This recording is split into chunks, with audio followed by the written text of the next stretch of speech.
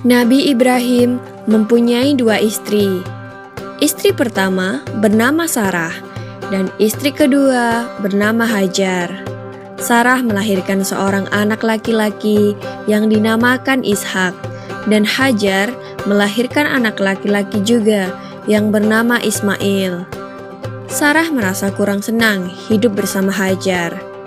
Berkali-kali ia meminta kepada suaminya agar Hajar dan anaknya dipindahkan ke tempat lain.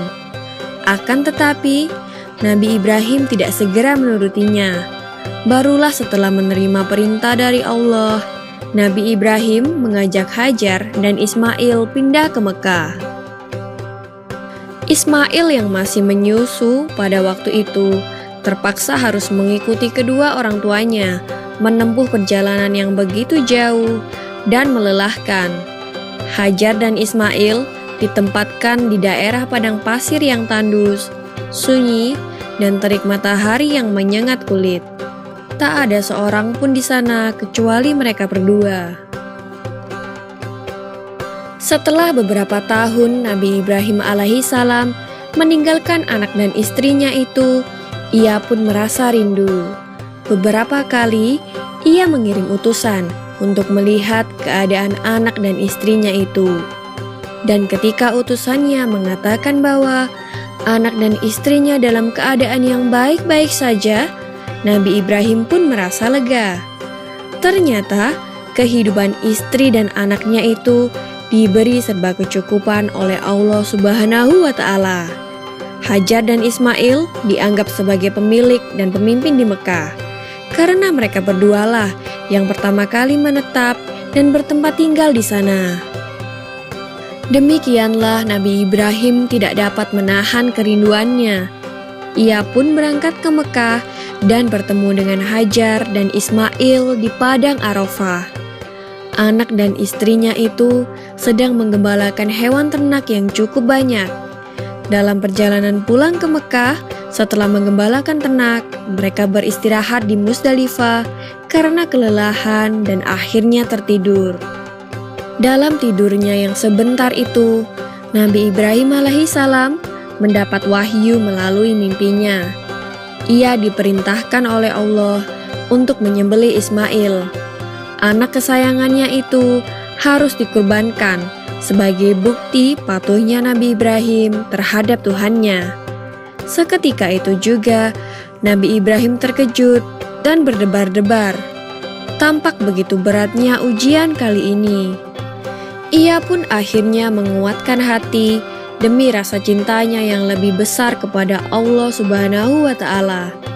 Ia juga pada akhirnya memberitahukan mimpi itu kepada Ismail.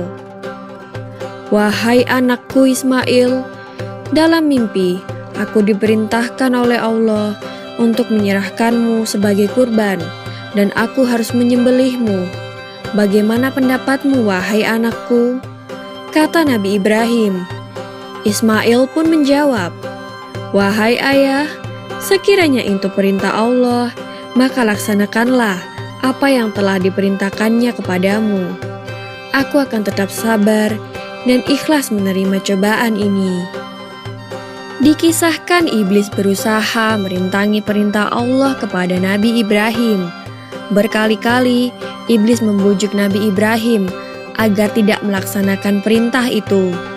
Namun Nabi Ibrahim tetap melaksanakan perintah Allah, dan godaan iblis yang begitu dahsyatnya tak akan mampu meruntuhkan ketaatan Nabi Ibrahim kepada Allah. Nabi Ibrahim membawa Ismail ke atas bukit.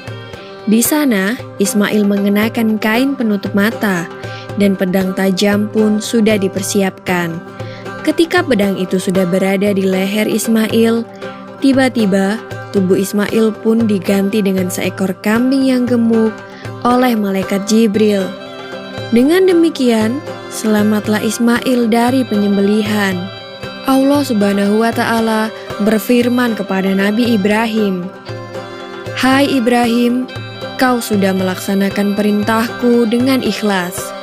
Sebagai gantinya, aku berikan binatang ternak untuk disembelih. Ini adalah cobaan besar bagimu."